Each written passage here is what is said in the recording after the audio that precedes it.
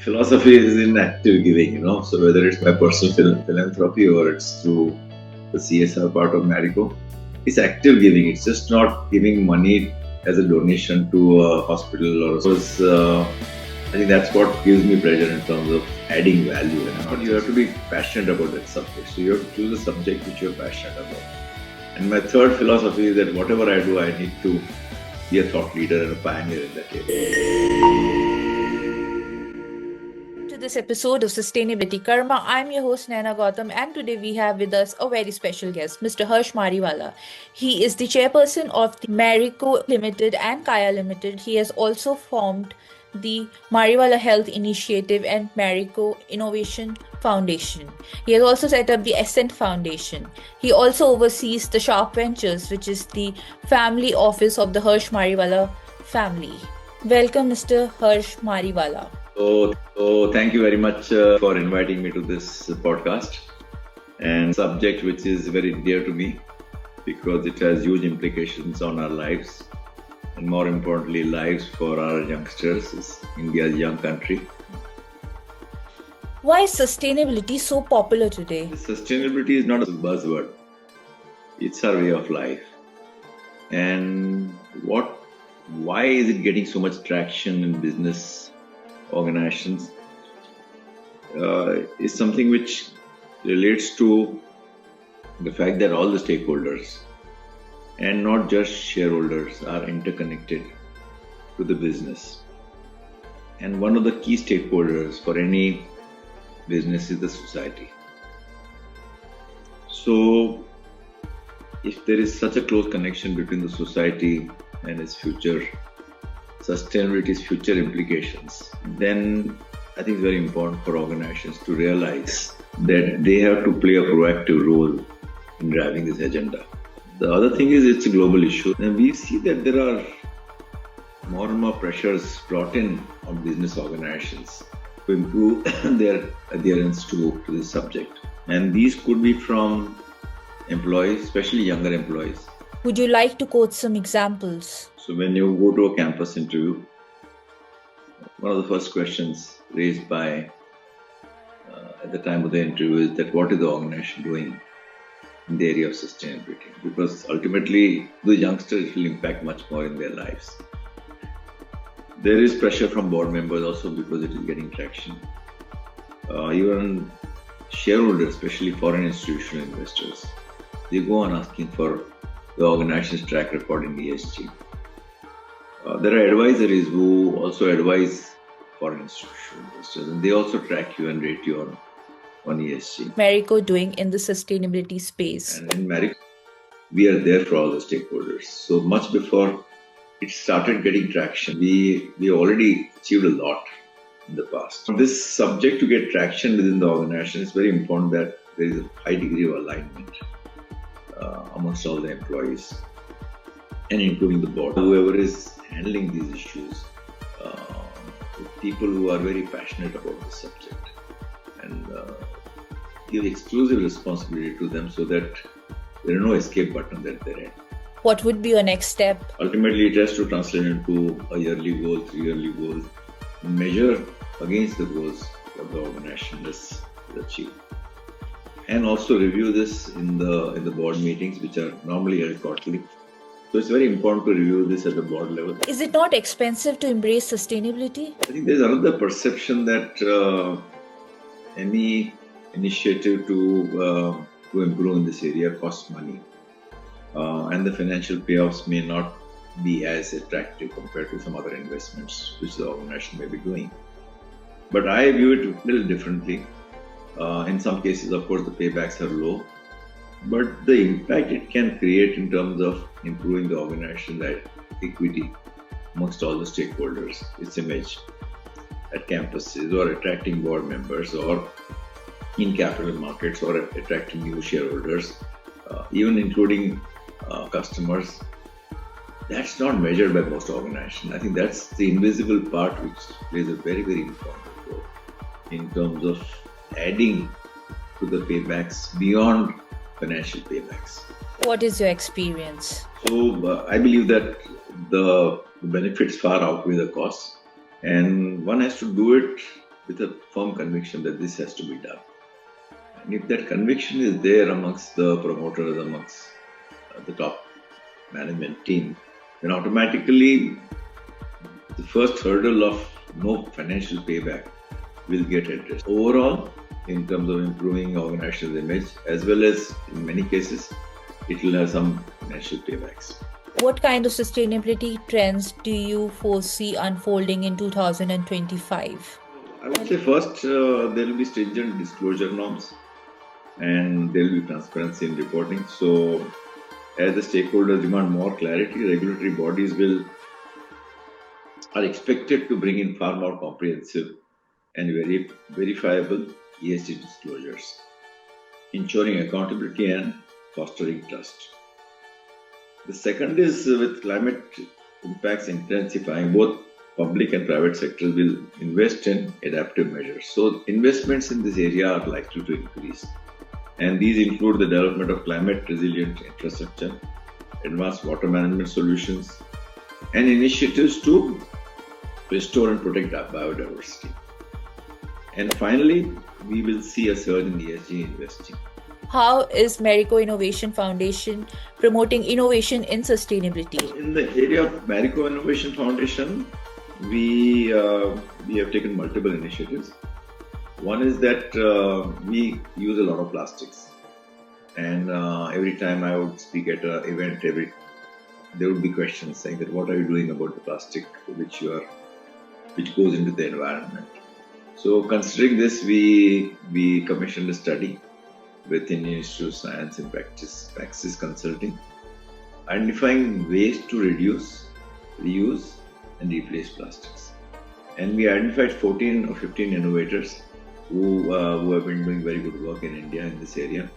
And we've been supporting them by providing accelerated scaling up opportunities. We have an in-house team, and we also work with outside mentors who can help these organizations improve their overall scale up and add value to this area.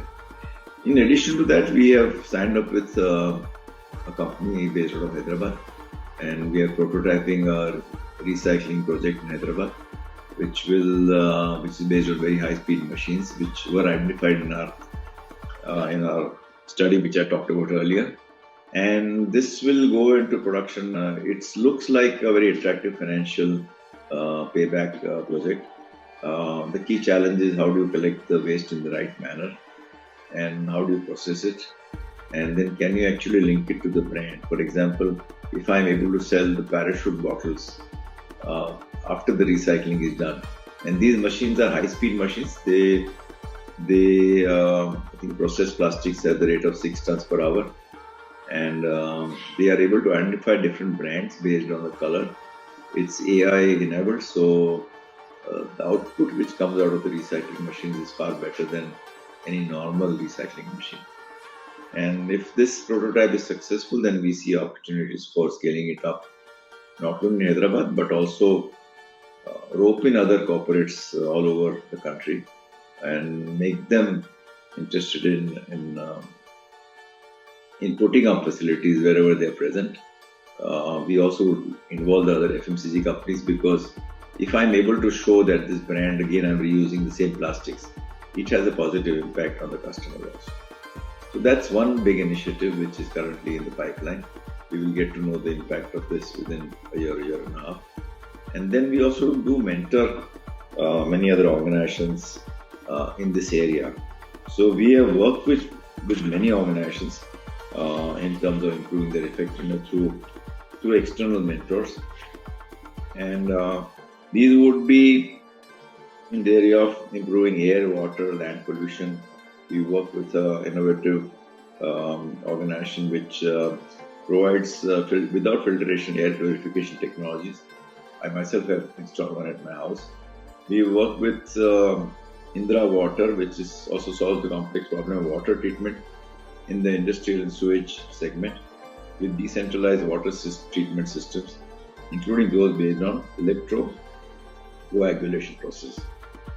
In the area of agriculture, we work with many organizations to improve agricultural yields, to reduce agricultural wastage.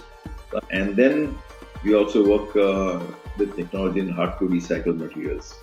So specializing in Asia, which is specializing in extracting advanced materials from and to recycle multi-layer plastics waste.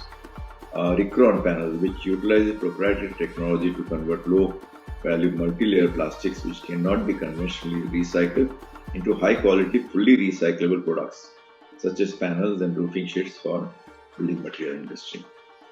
So these are some of the initiatives which MIF has undertaken. When it comes to sustainable development, you are working right from plastics to mental health. How do you find the inspiration and the time to do these activities? My philosophy is in active giving, so whether it's my personal philanthropy or it's through the CSR part of Marico, it's active giving. It's just not giving money as a donation to a hospital or a school, but actively participate, because I think that's what gives me pleasure in terms of adding value and not just a financial commitment to any organization which goes into building an infrastructure or a school or a hospital. And then the other thing and for making that happen, you have to be passionate about that subject. So you have to choose a subject which you're passionate about. And my third philosophy is that whatever I do, I need to be a thought leader and a pioneer in that area. And mental health we've done for the last 10 years. And much before mental health started getting traction in COVID, we also do a lot. I do a lot of work in the area of entrepreneurship, helping entrepreneurs learn from each other and scale. To me, that's active giving. That's pioneering initiative. And number 3, there are opportunities. There is hope that we can be perceived as a thought leader in all these 3. And I gave up my full-time operational role with Marico. I had enough time, so I had to identify things which would keep me occupied. So to that extent, because I don't have an operational role, I have that extra time to devote to it. What would be your advice for the next generation in terms of sustainability? I think it's very important. The next generation, they are far more sensitive to this subject than all of us are at our ages, because ultimately they will have to live in a world which can have a negative impact because of sustainability being taken lightly and the threat arising from there. So I find that the next generation is far more alive to this challenge, to this threat, and they would do it much more aggressively than all of us do it. What would be your wish list for the upcoming budget in the sphere of sustainable development? In some cases, if the financial benefits are not there, can the government give some tax benefits in certain areas which improves incentives for, say, green manufacturing? Whenever you adapt energy efficient technology, can you have a write-off? So any form of tax benefit will make it far more viable for businesses to address the financial paybacks. The second is we believe that a lot of wastage is generated at household level, and it has to be channelized in the right way to create a very strong circular economy, which means that the wastage has to be reprocessed, recycled, and again sold back.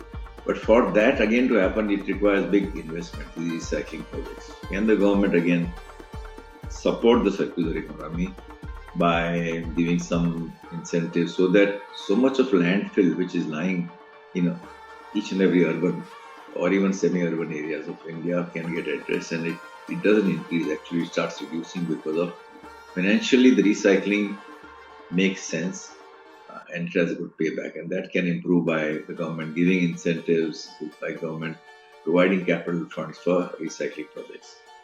The third is in the area of accelerated depreciation benefits for investments in renewable energy products such as solar and wind to encourage decarbonization across industries.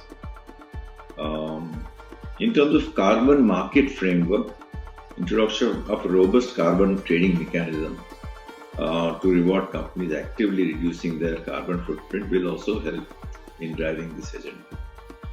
And finally, the small and medium sized enterprises, they are struggling to implement this agenda. So can we do some targeted scheme for them so that they also adopt this and not just big companies? So I think these would be my wish list for the budget for the next year.